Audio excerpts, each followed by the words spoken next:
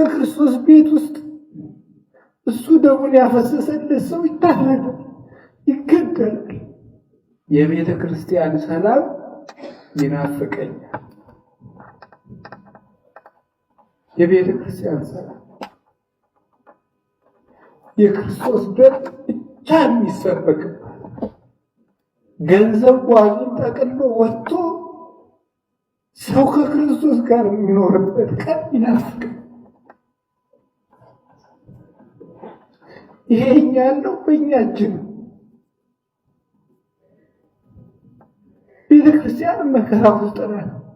በገንዘብ ሰው ይታረዳል፣ በገንዘብ ካህን ይሸጣል። እንዴት ነው የምናደርገው? በክርስቶስ ቤት ውስጥ እሱ ደሙን ያፈሰሰለት ሰው ይታረዳል፣ ይገደላል።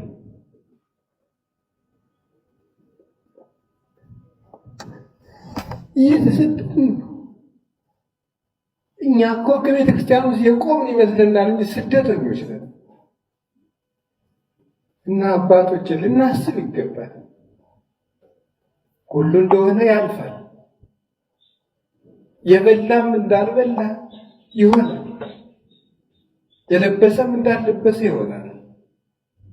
ነገ ክርስቶስ ሁሉንም ብፁዕ ቅዱስ አቡነ ማትያስ ዝምታቸውን ሰብረዋል። በአርሲ ሀገረ ስብከት በቤተ ክርስቲያንና በኦርቶዶክሳውያን ላይ የደረሰውን አሰቃቂ ጥቃት በማስመልከት ቅዱስነታቸው ልብ የሚነካ አባታዊና ጠንካራ መልእክት አስተላልፈዋል። በመልእክታቸው ታዲያ በመንፈስ ቅዱስ ልጆቻችን ላይ ስለደረሰው ግድያና መፈላቀል እንዲሁም 100 ዓመት ያስቆጠረው የጠላታ ቅዱስ ገብርኤል ቤተክርስቲያን መቃጠልና የመድኃኔዓለም ቤተክርስቲያን መዘረፍን የሰማነው በተሰበረ ልብ ሲሆን ከፍተኛ ሐዘንም መፍጠሩን ገልጸዋል።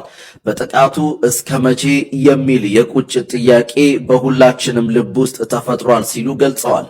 አክለውም የጸጥታ አካላትና መዋቅሮች የጥቃት ሰንሰለቱን በማስቆም ወንጀለኞችን ለሕግ እንዲያቀርቡና ከታሪክ ባለዕዳነት እንዲድኑ አበክረው አሳስበዋል። መላው ኢትዮጵያውያንና ምዕመናን የተፈናቀሉ ወገኖችን በጸሎትና በቁስ እንዲደግፉም ጥሪ አቅርበዋል። ለመሆኑ በዚህ የቅዱስነታቸው መልእክት ላይ የእናንተ አስተያየት ምንድን ነው? ኮሜንት ላይ አስቀምጡ። ቪዲዮውንም በፍጥነት ሼር አድርጉት። መልካም። በአርሲ ኦርቶዶክሳውያን ላይ ለደረሰው ጥቃት ብፁዕ ወቅዱስ አቡነ ማትያስ እንዲህ ሲሉ መልእክታቸውን አስተላልፈዋል። በአርሲ ሀገረ ስብከት በአስኮ፣ በሽርካ፣ በሁንቁሉ፣ በዋቤና በሙኔሳ ወረዳዎች በመንፈስ ቅዱስ ልጆቻችንና በቅድስት ቤተ ክርስቲያን ላይ ስለደረሰው አሰቃቂ ጥቃት የሰማነው በተሰበረ ልብ ነው።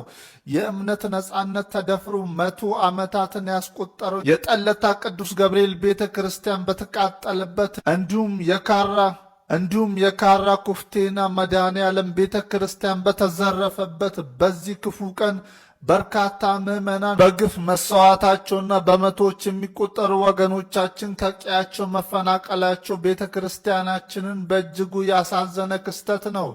የሰላም የፍቅርና የታሪክ ማደር የሆነችው ቤተ ክርስቲያን በምድራዊ መከራ ውስጥ ያሉትን ምዕመናን የምታጽናናበት በዚህ ወቅት ራሷ በፈተና ውስጥ ሆና ከመቸጉራን በላይ በአርሲ ምድር በተደጋጋሚ የሚስተዋሉ በደልና ግፍ በሁላችንም ልቡና ውስጥ እስከ መች የሚል ቁጭትና የሐዘን ጥያቄን ፈጥሯል። በመሆኑም ይህ መከራ እያበቃ ሳይሆን እየሰፋ በመምጣቱ የዜጎችን ደህንነት የመጠበቅና ሰላምን የማስፈን አደራ የተጣለባችሁ የጸጥታ አካላትና በየመዋቅሩ ያላችሁ ኃላፊዎች ከምንም በላይ ታሪክ የሚጠይቃችሁ በስልጣን ዘመናችሁ ለዜጎቻችሁ ደህንነት የምትከፍሉት ዋጋ ነውና ይህንን የጥቃት ሰንሰለት በማስቆምና ወንጀለኞችን ለሕግ በማቅረብ ከታሪክ ባለዕዳነት ትድኑ ዘንድ በቤተ ክርስቲያናችን ስም አበክረን እናሳስባለን። በየአካባቢው የምትገኙ ምዕመናንና መላው ኢትዮጵያውያንም እንግዲህ በወንድማማችነት መንፈስ ተጋግዛችሁ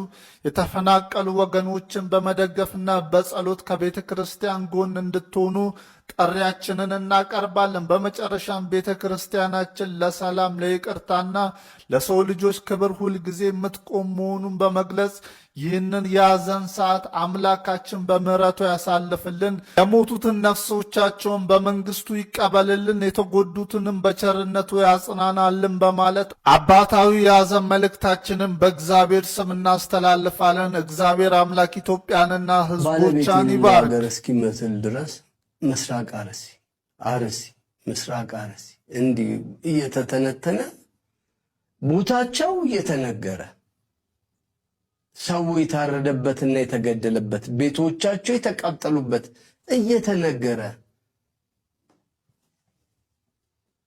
መንግስት መንገድ ሰራ እንዲህ ሐዋሳ አሪፍ ሆነች እንዲህ አሪፍ ሆነ ምናምን እንዳላለን በጣም በትልቁ ደግሞ ወገን ሰው ሽማግሌ ካህን እየታረደ ክርስቲያን እየታረደ የሚጣልበት ሀገር ነው።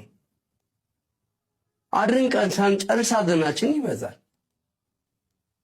ባለቤት የሌለው ሀገር ነው የሚመስለው። ምንድነው? ከመንግስት አቅም በላይ ሆኖ ነው እነዚህ ሰዎች? አልመሰለኝም።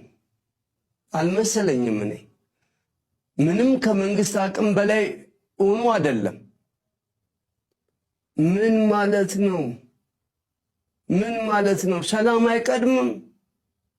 ምረጡን ምናምን እንዲናረግላችኋለን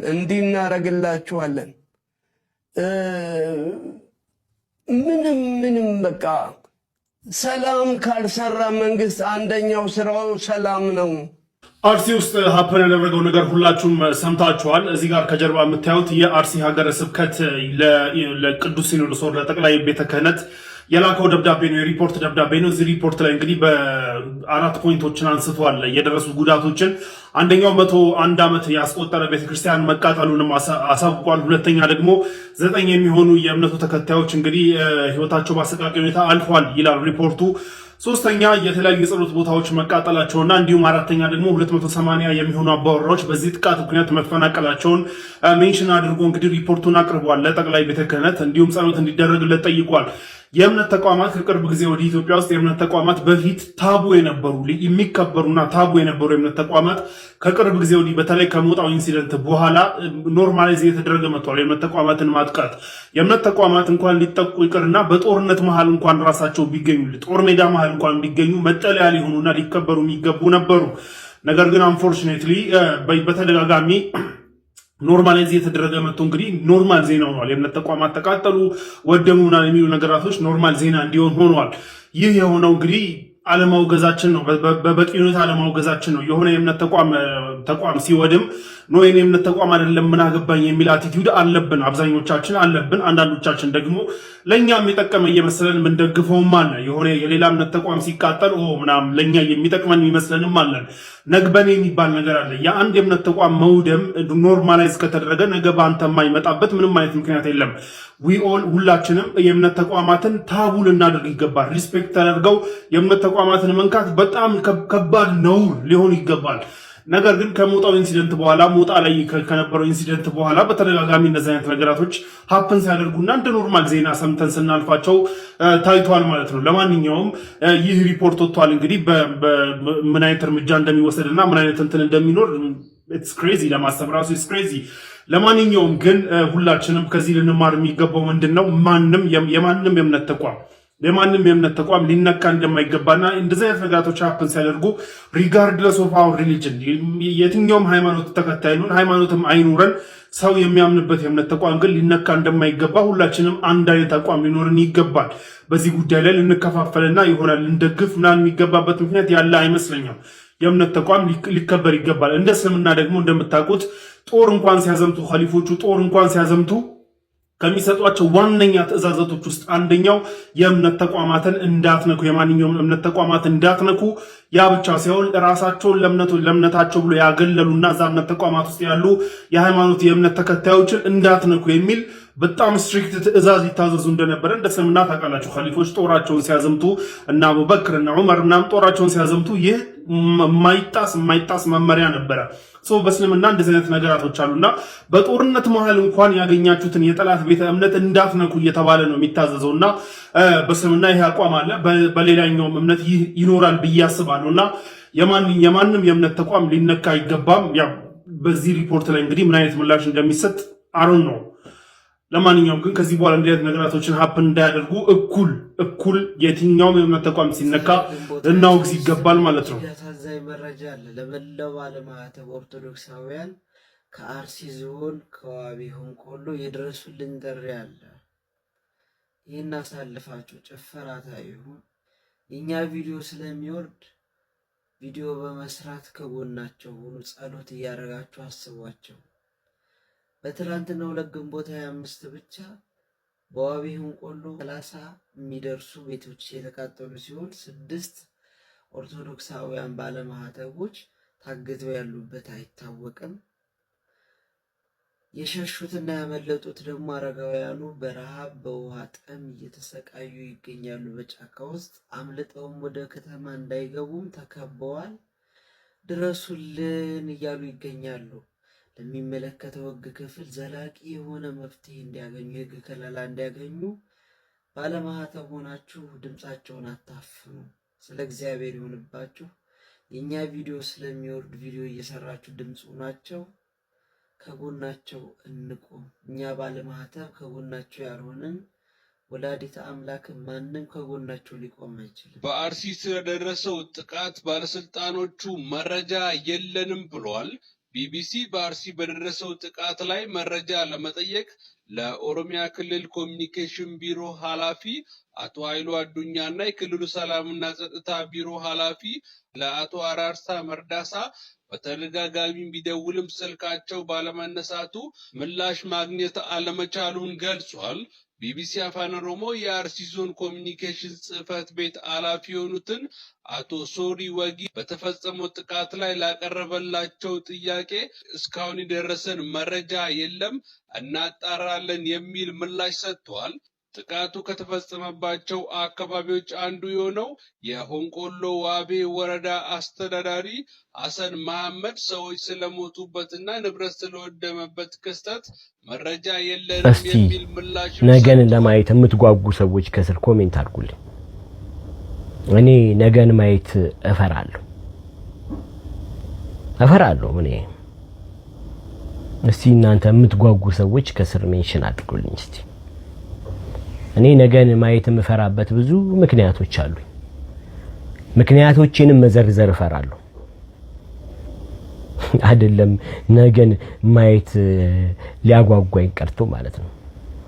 የ80 ዓመትና የ90 ዓመት ሽማግሌ በሰው ተገደለ ሲባል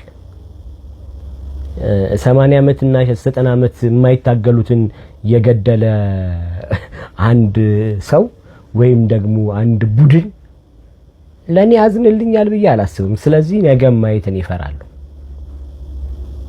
እፈራለሁ። የእውነት እኔ ከሌሎች ሰዎች የሚለየኝ አንድ ነገር ልንገራችሁ። ከሟቾች የምለየው በቦታው ባለ መገኘቴ ብቻ ነው እና የሆነ ቀን ደግሞ እግር ጥሎ በቦታው የተገኘው ቀን ከነሱ ጋር መመሳሰል አይቀርም። እንደዛ ስለማስብ ነው የምፈራው ነገር። ቃል ሲጠፋ እንባም ጸሎት ይሆናል ይባላል። ለእናቴም ማንመች ልጆች ሆነናል። ያለችን አንድ ሀገር ኢትዮጵያ ነች፣ ሰፊ ነች እኔ እስከማውቃት።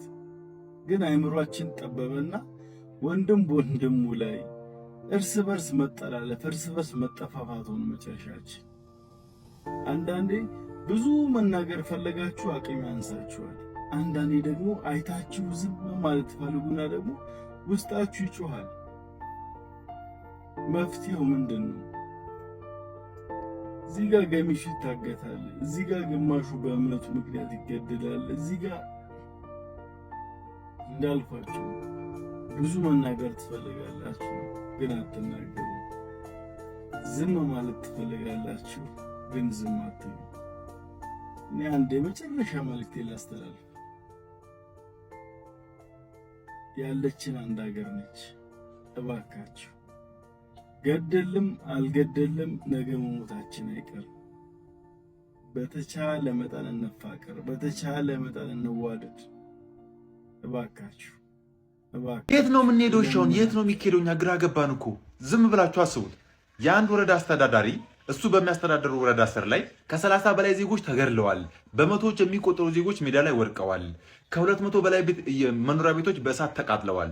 የ100 ዓመት ታሪክ ያለው ቤተክርስቲያን በእሳት ወድሟል ተብሎ መረጃ ሲጠየቅ መረጃ የለንም እናጣራለን የሚል ምላሽ ከሰጠ የወረዳ የዞን የክልል ጭምር ማለት ነው።